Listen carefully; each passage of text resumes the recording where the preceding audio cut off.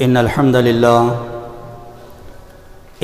لله نحمده ونستعينه ونعوذ بالله من شرور أنفسنا ومن سيئات أعمالنا من يهد الله فلا مضل له ومن يضلله فلا هادي له وأشهد أن لا إله إلا الله وحده لا شريك له وأشهد أن محمدًا عبده ورسوله وأرسل رسوله بالحق بشيرا ونذيرا فأعوذ بالله من الشيطان الرجيم من حمزه ونفخه ونفسه بسم الله الرحمن الرحيم يا أيها الذين آمنوا اتقوا الله حق تقاته ولا تموتن إلا وأنتم مسلمون يا أيها الناس اتقوا ربكم الذي خلقكم من نفس واحدة وخلق منها زوجها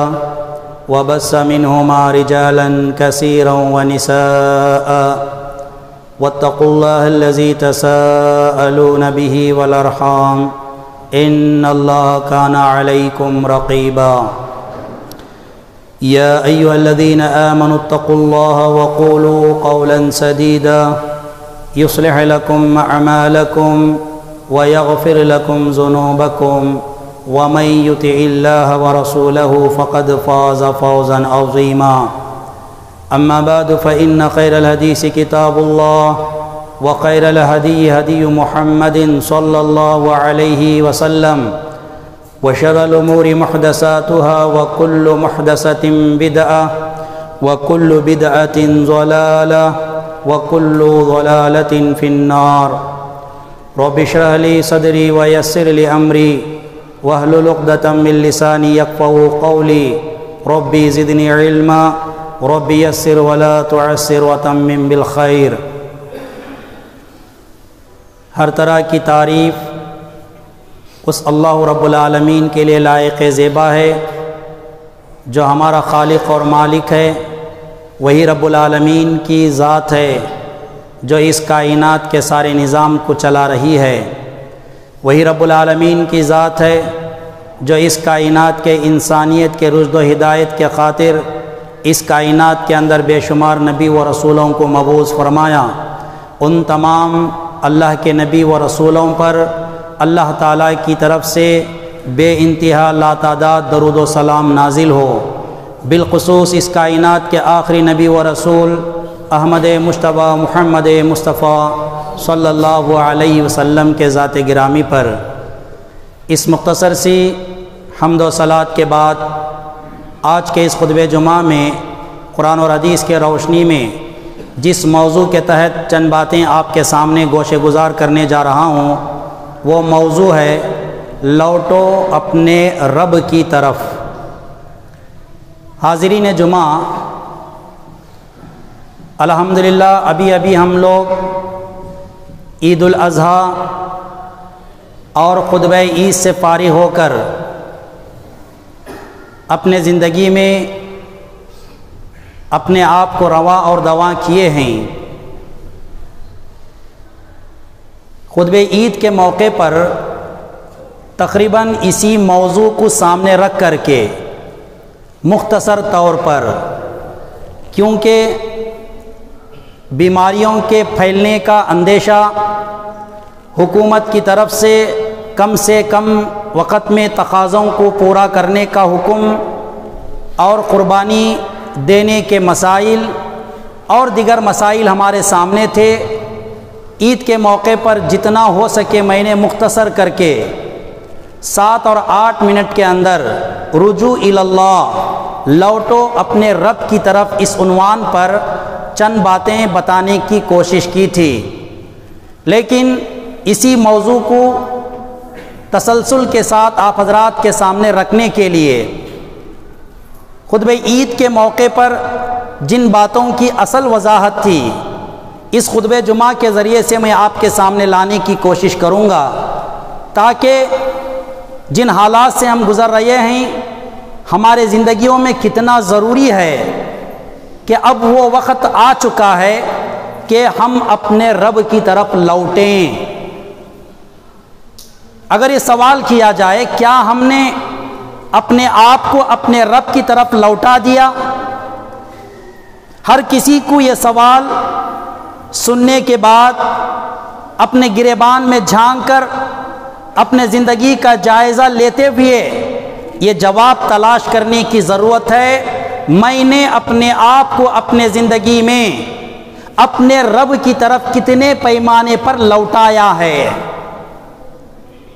حکومت کی طرف سے بیماری کے پھیلنے کے اندیشے کو سامنے رکھ کر کے ہمارے درمیان، ہمارے معاشرے میں، ہمارے سوسائٹی میں لاک ڈاؤن نافذ کیا گیا۔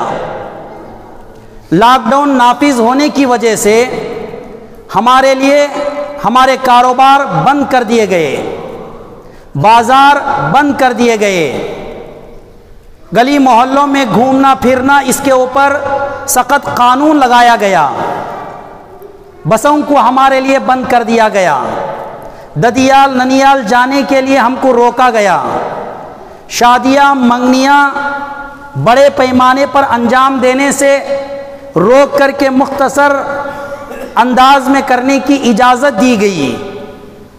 یہ لاک ڈاؤن کے وہ حالات تھے جس کو ہم اچھی طرح سمجھ کر کے زندگی گزارا۔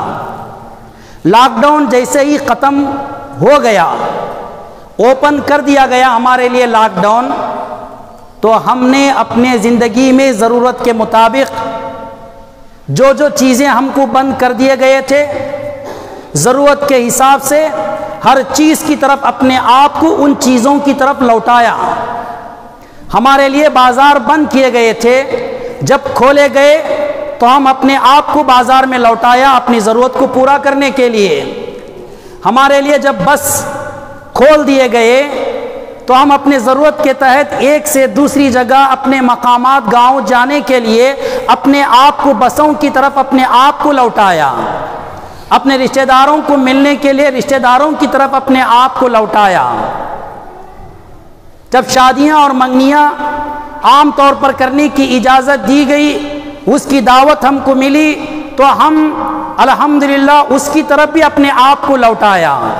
سوال ایک یہ پیدا ہوتا ہے، ایک مقام ہے، ایک جگہ ہے جو ہمارے لیے لاک ڈاؤن میں بند کر دی گئی تھی، لوگ اس کے کھلنے کا انتظار کر رہے تھے، اور جن لوگوں میں یہ جذبہ تھا کہ وہ اپنے رب کے گھر میں جا کر کے نماز کی شکل میں عبادت کریں، وہ لوگ تڑپ رہے تھے۔ ہر چیز کی طرح لاک ڈاؤن اوپن ہونے کے بعد اللہ کے گھر اللہ کی عبادت کے لیے کھولے گئے، تو ہم نے اپنے آپ کو اپنے رب کی عبادت کرنے کے لیے رب کی طرف لوٹاتے ہوئے اللہ کے گھر مسجدوں کی طرف کتنا رخ کیا۔ کتنے پرسنٹ مسلمان مسجدوں میں نماز پڑھنے کے لیے اپنے آپ کو اپنے رب کی طرف لوٹائے؟ ایک بہت بڑا سوال ہمارے سامنے ہے، اور یہ بہت بڑی ذمہ داری کا سوال ہے۔ آج مجھے اپنے گھر کا جائزہ لینے کی ضرورت ہے، اور آپ تمام لوگوں کو اپنے اپنے گھروں کا جائزہ لینے کی ضرورت ہے، اپنی گلی محلے کے لوگوں کا جائزہ لینے کی ضرورت ہے کہ میرے گھر میں کتنے افراد ان حالات میں جو رب سے غفلت اختیار کیے ہوئے تھے، نمازوں سے اپنے آپ کو دور رکھے تھے، اللہ کی یاد سے اپنے آپ کو کوسوں دور کر دیا تھا، حالات کے پیش نظر بیماریاں جنم ہمارے سامنے لیے ہیں، ان بیماریوں سے بچانے کے لیے اس کے بدلے میں ہمارے کاروبار بند کر دیے گئے، بہت سارے مشکلات ہمارے سامنے کھانے پینے کو لے کر کے، پہننے اوڑھنے کو لے کر کے، اپنے ذاتی زندگی میں ضروریات زندگی کو پورا کرنے کے لیے جو دقتیں، مشقتیں، تکلیفیں ہمارے سامنے آئی، ہم نے ان تمام چیزوں کو سامنے رکھ کر کے ان چیزوں کو دوبارہ اپنے زندگی میں حاصل کرنے کے لیے کتنا اپنے آپ کو اپنے رب کی طرف لوٹایا۔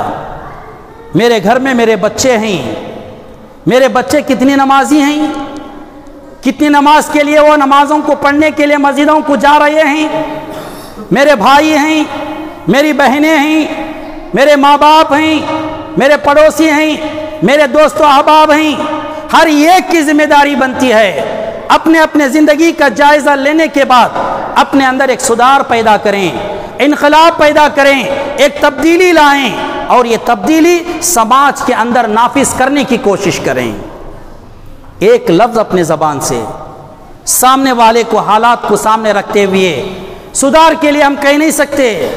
میں نے اسی لیے عشاء کی نماز کے بعد ایک درس شروع کر دیا ہے۔ وہ درس کیا ہے؟ قول معروف، یعنی اپنے زبان سے اچھی بات کہنا خیر من صدقۃ، اللہ کے دربار میں صدقہ و خیرات کرنے سے بہتر ہے۔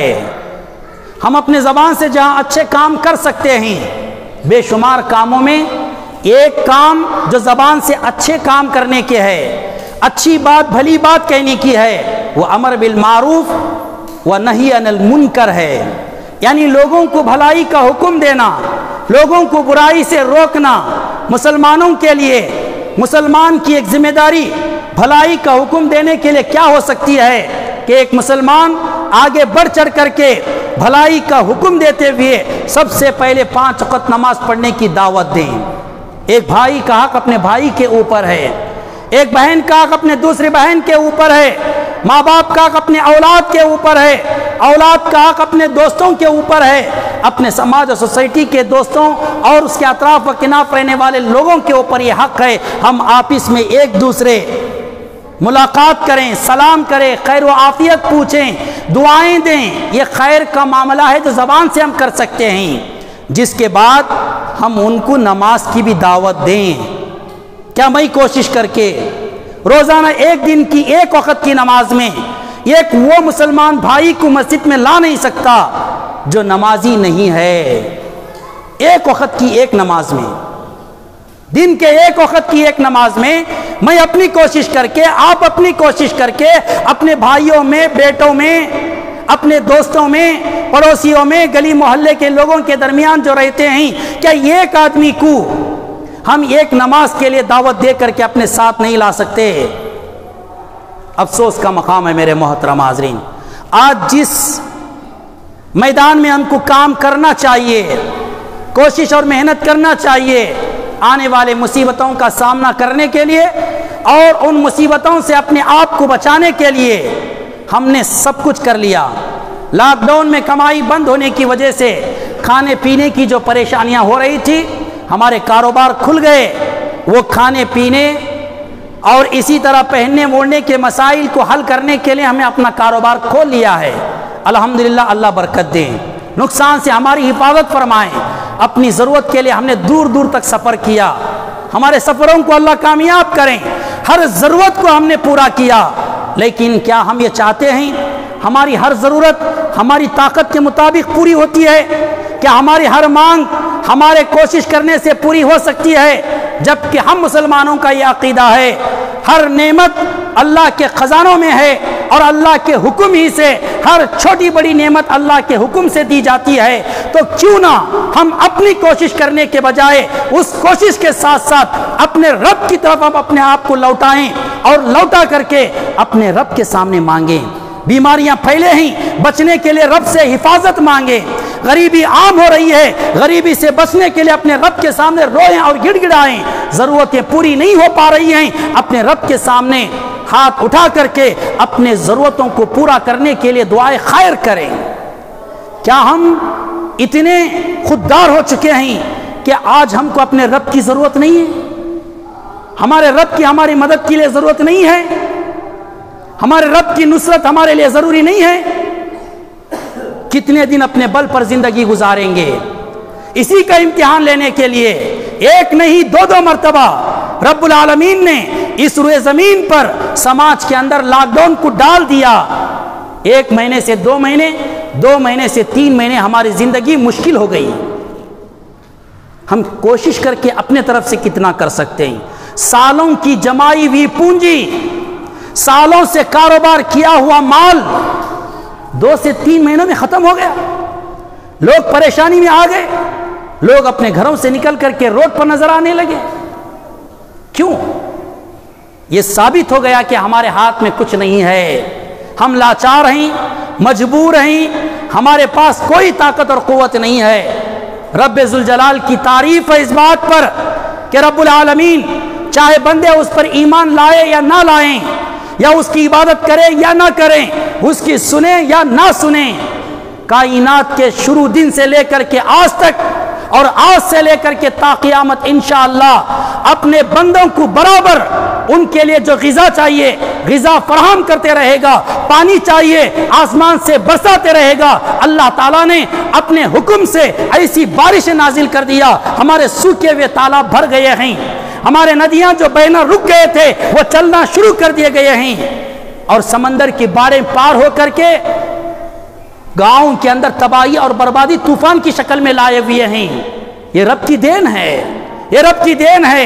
وہ آکسیجن جو اس بیماری کے موجودگی میں اربوں روپے لاکھوں روپے خرچ کرنے کے باوجود ہمارے جینے کے لیے نہیں مل پا رہے تھے، ایک زمانے سے دنیا کے شروع سے لے کر کے آج تک آکسیجن کا جو اللہ تعالیٰ نے ہمارے لیے انتظام کیا ہے، کم از کم اس کا شکر ادا کرتے، یہ احساس کر کے اے اللہ ہم نے اتنی لاپرواہی کے ساتھ بڑے آسانی سے سانسیں لیتے رہے، اس کی اہمیت ہم کو معلوم نہیں ہوئی۔ کرونا وائرس کی شکل میں کووڈ-19 کی جو بیماری آئی، یہی احساس دلانے کے لیے آئی تھی، یہ جو سانسیں تمہارے دلوں میں چل رہے ہیں اگر تھوڑی دیر کے لیے روک لیے جائیں، لاکھوں روپے اگر اسے خرچ کر دیا جائے، ان سانسوں کو تمہارے پاس واپس لانے کی طاقت نہیں ہے۔ یہ جو سانس میری چل رہی ہے اور آپ کی چل رہے ہیں، جسے لے کر کے ہم زندگی گزار رہے ہیں، کم از کم اس معمولی چیز جسے ہم نے سمجھ لیا ہے، اس پر اگر غور و فکر کریں، ہم اپنے زندگی میں رب کا شکر گزار بندہ بننے کے لیے یہی چیز ہمارے لیے کافی ہے۔ اور کیا چاہیے ہمارے لیے؟ کوئی بنا سکتا ہے؟ حکومتیں مل کر کے بھی، دنیا کی دوسرے ممالک کے بھی ہمارے اس ملک کے لیے آکسیجن کا انتظام کیا، جب بھی وہ آکسیجن ہمارے لیے کم پڑی۔ آخرکار ہم کو جو آکسیجن مل رہی ہے، ہم نے کیا خرچ کیا ہے؟ ہم نے کس سے لیا ہے؟ ہم نے کس سے مانگا ہے؟ کیا کبھی اپنے دعاؤں میں دعا کیا ہے رب کے سامنے بیٹھ کر کے، اے اللہ یہ زندگی چلنے کے لیے، زندگی باقی رہنے کے لیے، سانسوں میں سانسوں کی ضرورت ہے، مجھے تو سانسیں عطا کر، آکسیجن عطا کر۔ کبھی ایک شبد رب کے دربار میں بیٹھ کر کے ہم اپنے رب سے مانگا ہے؟ نہیں میرے محترم عازم، پھر بھی ہمارا رب ہم کو دے رہا ہے۔ ایسے لاکھوں چیزیں ہیں، چھوٹی چھوٹی چیزیں ہمارے جسم میں کام کر رہے ہیں، بغیر محسوس کیے کام کر رہے ہیں۔ ان تمام چیزوں کو سامنے رکھ کر کے وقت آیا ہے اپنے رب کی طرف لوٹو، اپنے رب کی طرف پلٹو۔ اگر اس کے باوجود بھی نہیں پلٹو گے، میں نے خطبہ عید کے موقع پر قرآن مجید کی ایک آیت سورہ بقرہ آیت نمبر 59 کی آپ کے سامنے رکھا تھا۔ وہ آیت کیا تھی؟ فَأَنزَلْنَا عَلَى الَّذِينَ ظَلَمُوا رِجْزًا مِّنَ السَّمَاءِ۔ پس جب جن لوگوں نے گناہ کے کام کرتے ہوئے اپنے اوپر زیادتی کیا، گناہ کے کام کرتے ہوئے اپنے اوپر زیادتی کیا، ہم نے آسمان سے وباؤں کو نازل کیا۔ وہ آسمانی وبا کیا تھی؟ طاعون کی شکل میں بیماری تھی۔ یہ کس لیے اللہ نے نازل کیا تھا؟ بما کانوا یفسقون۔ اللہ نے کہا جب میری قوم، جب میرے بندے فسق اور فجور کا کام کرتے ہیں، کبیرہ اور بڑے بڑے گناہوں کا ارتکاب کر لیتے ہیں، ایسی صورت میں میں ان کے اوپر بیماریوں کی شکل میں آسمان سے وبا کو نازل کر دیتا ہوں۔ یہ بیماری ایک وبا ہے، صرف بیماری نہیں ہے۔ اگر یہ صرف بیماری ہوتی آج ہم بھی زندہ نہ ہوتے۔ جس طرح اس بیماری میں مبتلا ہو کر کے بہت سارے ہمارے لوگ اس دنیا سے چل بسے، وہ گھر جن کے گھروں میں یہ بیماری آئی اور لوگ مرے، کیا وہ تمام گھر کے لوگ بیماری میں مبتلا ہوئے؟ آخرکار کون سی چیز اس بیمار کے مرنے والے گھر کے لوگوں کو بچایا؟ وہ اللہ کا حکم تھا۔ جو یہ وبا اللہ کے حکم سے جسے پہنچنا تھا اسے پہنچی، جسے نہیں پہنچنا تھا نہیں پہنچی، ہم تک نہیں پہنچی۔ اس کا مطلب یہ نہیں ہے ہم نے اپنے آپ کو بچا لیا ہے، اس کا مطلب یہ ہے کہ اللہ نے ہم کو اس وبا سے بچا لیا ہے۔ اور اس کا مطلب یہ بھی نہیں ہے آگے چل کر کے اللہ تعالیٰ ہمیشہ اس وبا سے ہماری حفاظت کرے گا۔ کب اس بیماری کے کون شکار ہوں گے وہ رب بہتر جانتا ہے، میں اور آپ ہم میں سے کوئی نہیں جان سکتے۔ میرے محترم حاضرین، ذرا اس حکم سے پہلے یہ بیماری کب آئی تھی؟ کس قوم پر آئی تھی؟ ان لوگوں نے آخرکار کیا غلطی کیا تھا، اس پس منظر میں تھوڑے پچھلے کے آیات میں آپ کے سامنے رکھنا چاہتا ہوں۔ پچھلے کے آیات، اس آیت میں جو بات چل رہی ہے، بنو اسرائیل جو مشہور قوم ہیں، بنو اسرائیل دنیا کی سب سے بڑی قوم، دنیا کے بہت سارے نبی و رسول اسی قوم کے اندر ان کی ہدایت کے لیے اللہ نے نازل کیا۔ ایک زمانہ تھا بنو اسرائیل بیت المقدس یا جسے بیت المقدس بھی کہتے ہیں، اس میں اللہ کی عبادت کے لیے جایا کرتے تھے۔ میں نے خطبہ عید میں صرف اشارہ دیا تھا، ذرا تفصیل میں بات بتا کر کے اپنی بات ختم کر دوں گا۔ بیت المقدس میں بنو اسرائیل کے لوگ عبادت کے لیے جایا کرتے تھے۔ ایک کافر جس کا نام امالقہ تھا، ایک کافر جس کا نام امالقہ تھا، وہ بڑا طاقتور تھا، لوگ اس سے ڈرتے تھے۔ اس نے بیت المقدس پر اپنا قبضہ کر لیا، لوگوں کو اللہ کی عبادت سے روک دیا۔ لاک ڈاؤن بھی ہمارے درمیان ہوا تھا، بیماری نے قبضہ کر لیا مسجدوں پر، اللہ کی عبادت سے روک دیا۔ ذرا جائزہ لینے کی کوشش کریں، ہم اپنے زندگی کا جائزہ اور بنو اسرائیل کا وہ جائزہ۔ لاک ڈاؤن کی وجہ سے اللہ کی عبادت کرنے کے لیے مسجدیں بند تھی، لیکن بنو اسرائیل میں امالقہ نامی کافر نے زیادتی کر کے اللہ کی عبادت سے بنو اسرائیل کو روکنے کے لیے بیت المقدس کو بند کر دیا، اپنے قبضے میں کر لیا۔ تو اللہ تعالیٰ نے دیکھا کہ میرے بندوں کو میری عبادت سے روکا گیا ہے، اللہ نے حکم دیا، اے بنو اسرائیل کے لوگوں، تم اس کے خلاف لڑائی کرو، بیت المقدس کو فتح کرو، دوبارہ اپنے قبضے میں لاؤ اور لا کر کے اس میں عبادت کرنا شروع کر دو، میں تمہاری مدد کروں گا۔ بنو اسرائیل کے لوگ، اللہ کا جب یہ حکم ہوا بیت المقدس کو حاصل کرنے کے لیے کوشش کرو، تو یہ لوگ یہ کوشش کرنے سے انکار کر دیا، سستی اور لاپرواہی کرنے لگے۔ اب بولتے ہیں نا، جس کو ضرورت تھی نماز پڑھنے کے لیے وہ لوگ تڑپ رہے تھے، جو نمازی نہیں تھے یا نماز پڑھنا ہی نہیں چاہتے تھے، ان کو ہمارے مسجد کے کھلنے کی بھی فکر نہیں تھی۔ بنو اسرائیل میں ایسے بہت سارے لوگ تھے، ان لوگوں نے سستی اور کاہلی کی وجہ سے امالقہ کے خلاف آواز اٹھانا بند کر دیا۔ تو اس کے بعد کیا ہوا؟ بطور سزا اللہ تعالیٰ نے بنو اسرائیل کو ایک مقام جسے میدان تیا کہتے ہیں، ایک میدان تھا میدان تیا، وہاں پر اللہ تعالیٰ نے بنو اسرائیل کو اٹھا کر کے پھینک دیا اور ان کے حالات پر ان کو چھوڑ دیا۔ 40 سال تک میدان تیا میں بنو اسرائیل کے لوگ در در کے ٹھوکریں کھانے لگے، کھانے پینے کی پریشانی، کمانے دھمانے کی پریشانی، ادھر ادھر آئے گئے سرکار نہیں۔ میدان تیا میں لاک ڈاؤن پڑ گیا، سب بند، آنا جانا بند، مقام میں اپنے گھروں میں بند، میدان تیا میں بند کر دیا گیا بنو اسرائیل کے لوگوں کو، صرف اس وجہ سے کہ بیت المقدس جو اللہ کی عبادت کرنے سے روک دی گئی تھی، اسے لڑ کر کے اس سے حاصل کرو۔ لیکن سستی سے ان لوگوں نے یہ عمل نہیں کیا۔ 40 سال تک بھٹکتے رہے بنو اسرائیل کے لوگ، کس میں؟ میدان تیا میں۔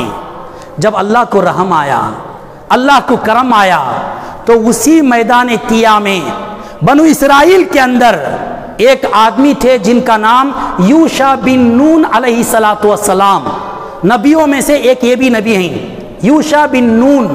ان کو اللہ تعالیٰ نبوت سے مالا مال کیا اور میدان تیا میں حکم دیا یوشع بن نون کو، بنو اسرائیل کو دوبارہ نصیحت کرو، دوبارہ ان کو اللہ کے دین کی طرف بلاؤ، ان کے ایمان کو مضبوط کرو۔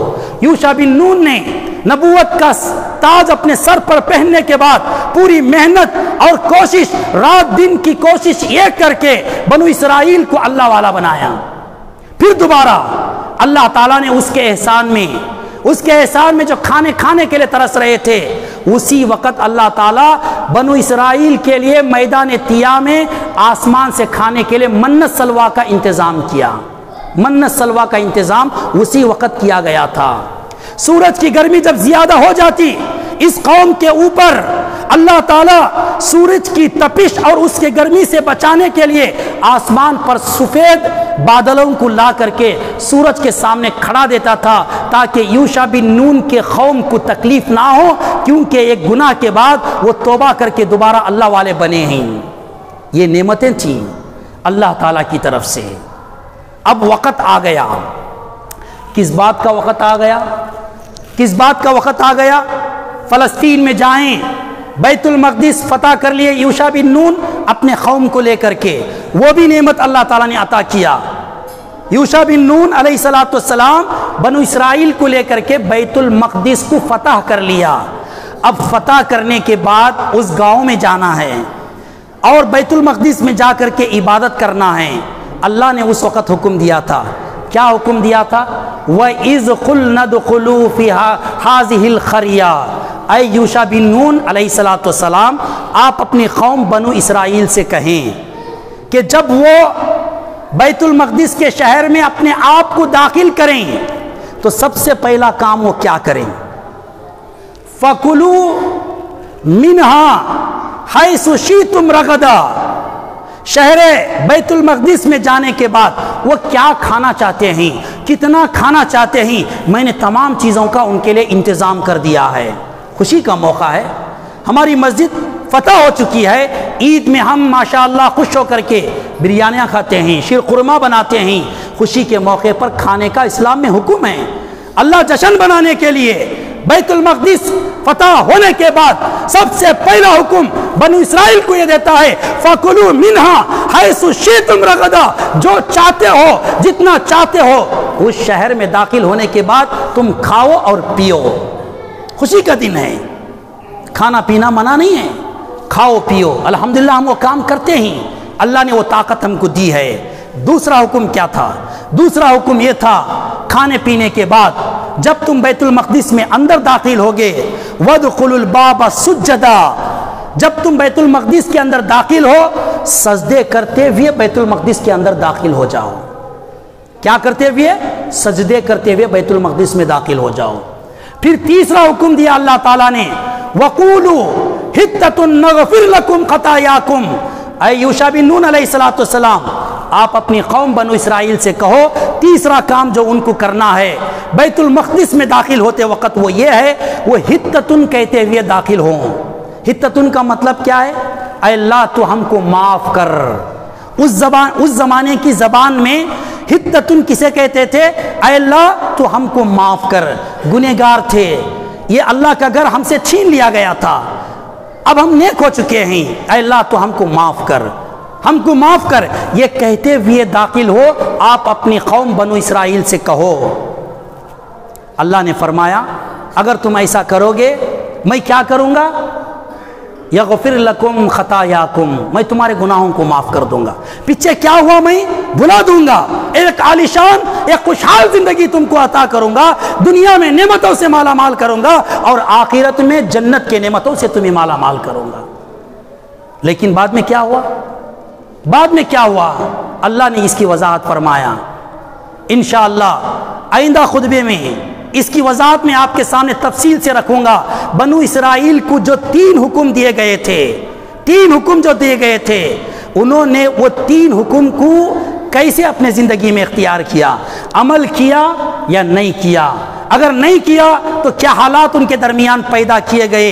اور آج اسی طرح ہمارے لیے بیت المقدس کی طرح لاک ڈاؤن کے بعد مسجدیں کھولے گئے ہیں، وہی حکم ہمارے لیے ہے۔ ہم نے کیا کیا، کیا کرنا چاہیے اور کیا نہیں کرنا چاہیے، کریں گے تو کیا ملے گا، نہیں کریں گے تو کن نقصانات کا سامنا کرنا پڑے گا، اس کی وضاحت انشاءاللہ جب آئندہ میرا خطبہ جمعہ ہوگا اس میں تفصیل سے ان باتوں کی وضاحت کرنے کی کوشش کروں گا۔ اللہ رب العالمین سے دعا ہے اللہ رب العالمین ہم سب کی مغفرت فرمائیں، ہم سب کے ساتھ رحم و کرم کا معاملہ فرمائیں، اللہ رب العالمین اس کے گھروں کو اللہ کی عبادت سے آباد کرنے کی توفیق عطا فرمائیں۔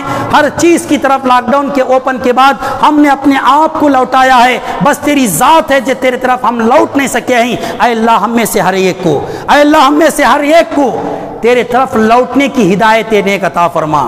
مجیب مولوی صاحب خطبہ جمعہ دے رہی ہیں، ہمارے ذمہ دار بھی کہتے ہیں، مجیب مولوی صاحب خطبہ جمعہ دے رہی، تو لوگوں کو معلوم ہو جاتا تاخیر ہوتی خطبہ جمعہ میں، آرام سے جائیں گے، ابھی تک مسجد کو نہیں لوٹے، رب کی طرف نہیں لوٹے بہت سارے، وہ نوجوان جو اپنے گھروں میں بیٹھے ہیں، وہ مائیں جو اپنے گھروں میں اپنے نوجوان بچوں کو بٹھائے ہوئے ہیں، میں ان سے پوچھنا چاہتا ہوں کیا رب کا حکم یا ایھا الذین آمنوا اذا نودی للصلاۃ من یوم الجمعہ، جمعہ کے دن اذان سے پہلے اللہ کے نبی نے کہا اپنے آپ کو مسجدوں کی طرف لوٹاؤ۔ ہمارے ماؤں کو معلوم نہیں ہے، ہمارے باپوں کو معلوم نہیں ہے، ہمارے بہنوں کو معلوم نہیں ہے، ہمارے بیویوں کو معلوم نہیں ہے، جو اپنے مردوں کو، اپنے بھائیوں کو، اپنے باپوں کو، اپنے بھائیوں کو اور اپنے بیٹوں کو اپنے گھروں میں رکائے رکھتے ہیں، ان کو اپنے گھروں سے باہر ڈالو، رب کی طرف لوٹنے کا حکم دو۔ مجیب مول صاحب کون ہوتے ہیں؟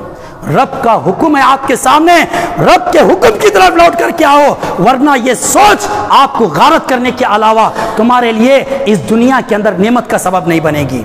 اللہ تعالیٰ ہدایت نیک عطا فرمائے، کھلے عام رب کی نافرمانی کرنے سے ہمارے نوجوانوں کی حفاظت فرمائے، بالخصوص اللہ تعالیٰ ہمیں ہدایت نیک عطا فرمائے۔ ربنا تقبل منا انك انت السميع العليم وتب علينا انك انت التواب الرحيم سبحان ربك رب العزة عما يصفون وسلام على المرسلين والحمد لله رب العالمين۔